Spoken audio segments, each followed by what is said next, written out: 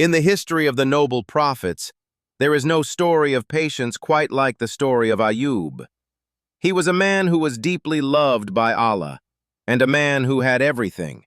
He had a big, loving family, beautiful green lands, thousands of animals, and perfect health. But Ayub was not arrogant. Every morning and every evening, he thanked Allah for his blessings. Then, a great test began. One by one, Ayub's blessings started to vanish. His animals died in the fields. His wealth disappeared. Most heartbreaking of all, his children were taken from him. Finally, Ayub lost his health. A painful skin disease covered his body. He was in constant pain, day and night. Years went by. 7 years, then 10, then more. Because he was so sick, people in the town began to stay away from him. They were afraid and made him leave. Only his loyal wife stayed by his side. She worked hard to buy them food, never leaving him alone in his suffering. Through all those years of pain, Ayub never once complained. He never got angry at Allah. He never asked, "Why me?"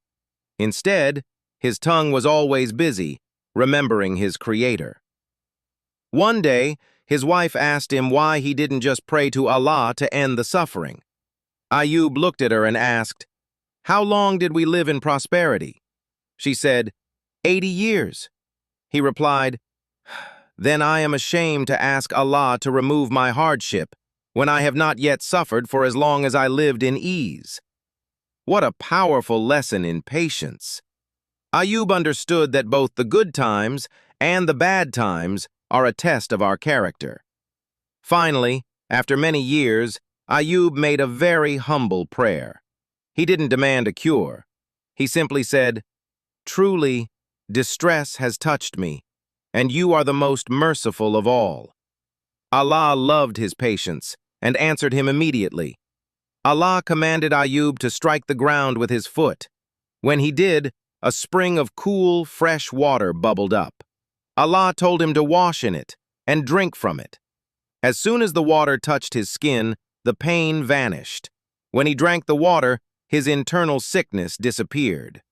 Ayub stood up, healthy and strong once again. But the blessings didn't stop there. Allah returned his wealth to him. He was blessed with many more children. It is even said in the Sahih Hadith that while he was bathing, golden locusts fell from the sky like rain, and Ayub gathered them up, thankful for every small mercy from his Lord. Ayub's story teaches us a beautiful moral. Sabr, or patience, is not just about waiting. It is about how we behave while we are waiting.